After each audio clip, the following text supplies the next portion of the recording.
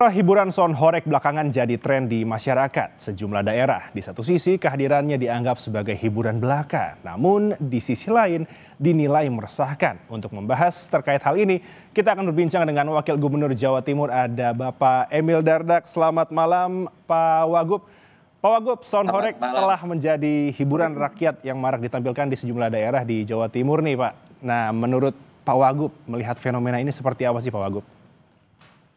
Ya, banyak keresahan yang muncul dan disuarakan dan ada eskalasi yang terjadi hingga tentunya ini sesuatu yang tidak boleh diabaikan oleh pemerintah. Namun kami juga dengan seksama menggali lebih lanjut juga bagaimana sih sebenarnya penyelenggaraan dan terminologi horeg ini loh gitu.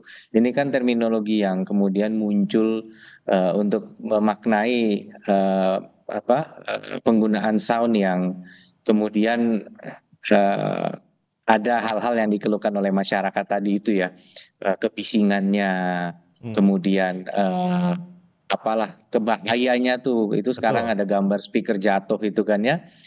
Itu kan tidak mematuhi aturan yang diperkenankan untuk keamanan kendaraan misalnya. Nah, inilah yang kemudian sekarang waktunya kita merajut semua peraturan-peraturan yang sudah ada untuk melindungi masyarakat, melindungi pengguna jalan ya.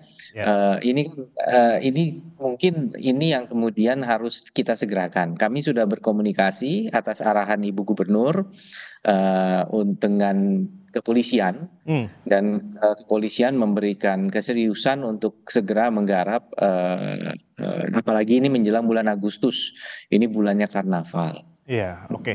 Nah, Dan juga ada muncul satu hal lagi sedikit bahwa eh, selain aspek yang tadi dibahas, kita juga berharap ini jangan kemudian biasanya karnaval tuh ada budaya mengenakan pakaian-pakaian adat, betul. jangan kemudian diseragamkan menjadi semacam tarian-tarian yang kemudian diidentikan. Tapi pihak-pihak yang juga menyediakan sound system yang diklasifikasikan seperti hoax ini itu bilang nggak semuanya seperti itu. Nah, ya Oke. mari kita kemudian fokus sesuai dengan dokumen fatwa MUI Jawa Timur apa saja yang dilarang. Dan apakah Oh, semua yang dilarang itu memang inline cocok dengan apa yang menjadi keresahan masyarakat dan oke. bisa diterapkan. Oke. Berarti Pak Emil, untuk peraturan khususnya mungkin apakah ada, berarti memang untuk kedepannya masih diperbolehkan berarti ya untuk menggunakan sound horeg ini Pak Emil? Sekarang menjadi menarik loh. Kalau misalnya dia mematuhi semua aturan, ya kan ada Permen LH mengenai desibel yang diperbolehkan untuk ini mohon maaf kalau belum terlalu akurat ya 4896 mungkin ada. Ini kan ada batasnya malam dan siang gitu. Ah, Nah, kemudian katakanlah bukan hanya desibelnya, tapi apa tuh low frekuensinya itu ya, kan, betul betul. misalnya. Nah, mereka mengatakan kami ini penyedia sound system, cuman kami mengemas sound systemnya seperti ini, kira-kira begitu. Jadi mengatakan boleh tidak horeg, sound system boleh, ya. Oke. Saya tidak mau pakai istilah horeg, bukan horeg ya. Sound system itu diperbolehkan sepanjang mematuhi aturan. Pertama, ada aturan yang berkaitan dengan regulasi Oke. keamanan kendaraan karena dia melibatkan lintas, nggak boleh dia nyala-nyalain di jalan, ya Ya, kan? betul. Harus stasioner di satu tempat. Kalau memang jadi bagian dari karnaval, ada prosedur yang harus dipatuhi, gitu Oke. kan. Yang kemudian tidak kalah penting adalah aspek tadi desibelnya, low frequency apa itu semua sudah ada aturannya. Nah, yang tidak kalah penting adalah norma tadi. Oke. Jadi kalau ada orang berpakaian tidak sopan, kayak bikin klub malam di jalanan, nyawanya juga nggak sopan, nah itu bisa merusak mental dan kita harus menghormati dan mematuhi fatwa para ulama. Oke, berarti nanti akan ada pengawasan ya, Pak Emil, untuk ke depannya berarti? Nah, itu yang tadi kembali ke poin saya tadi, bisa diterapkan nggak? Jangan Oke. sampai dokumen apapun yang kita mau himbauan, edaran, peraturan, jangan jadi macan kertas. ya.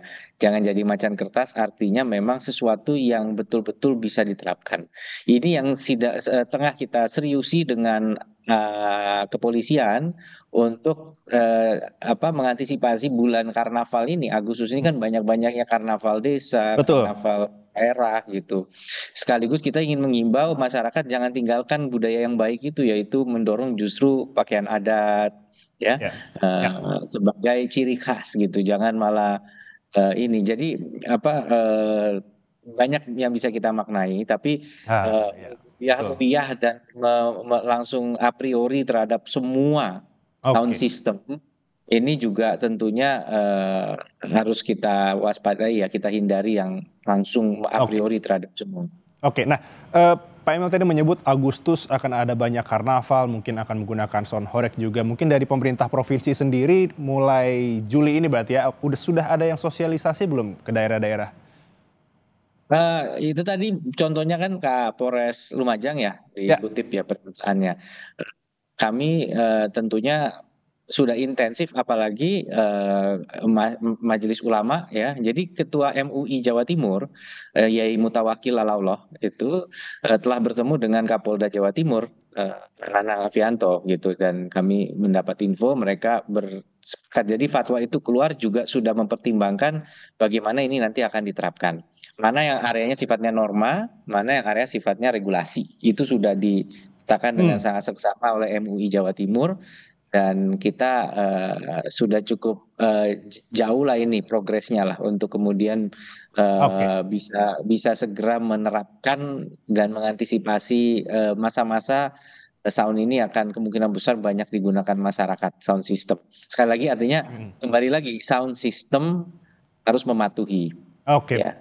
baik. Itu diklasifikasikan horeg atau tidak, kembali lagi pokoknya semua sound system mau yang aku bukan horeg itu juga bisa melanggar. Betul, Gitu. betul. Jadi semua berlaku semua.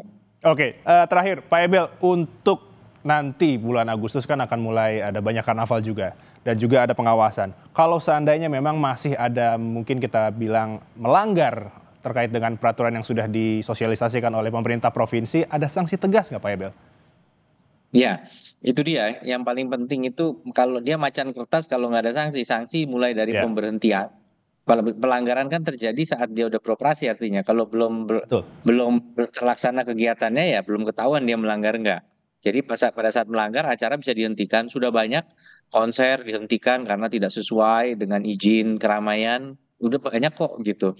Nah ini tentu bisa diterapkan. Sehingga ini juga harus dua pihak yang harus terlibat. Satu penyedianya, soundnya. Tapi yang kedua ini yang mengadakan acara. Nah kemungkinan kalau lagi karnaval ini penyelenggara acara kan kepala desa Betul. atau kelompok-kelompok di desa, Karang Tarunanya atau apa masyarakatnya. Eh, saya nggak bilang kepala desa Karang Taruna ini lagi doyan sewa sonor, bukan. Saya cuma ngomong kalau Ya, ya, karnaval ya. desa biasanya mereka yang terlibat. Ya. Nah ini yang kemudian kita bisa berdiskusi, berkomunikasi, berkoordinasi dengan mereka. Baik. Kalau diskusi toh tapi nggak ada eksekusi kan percuma juga gitu. Jadi Oke. kita langsung melakukan langkah-langkah antisipasi yang efektif. Oke, baik Pak Emil, singkat saja mungkin himbauan untuk masyarakat Jawa Timur mungkin nanti untuk Agustus persiapan karnaval, silakan Pak Emil.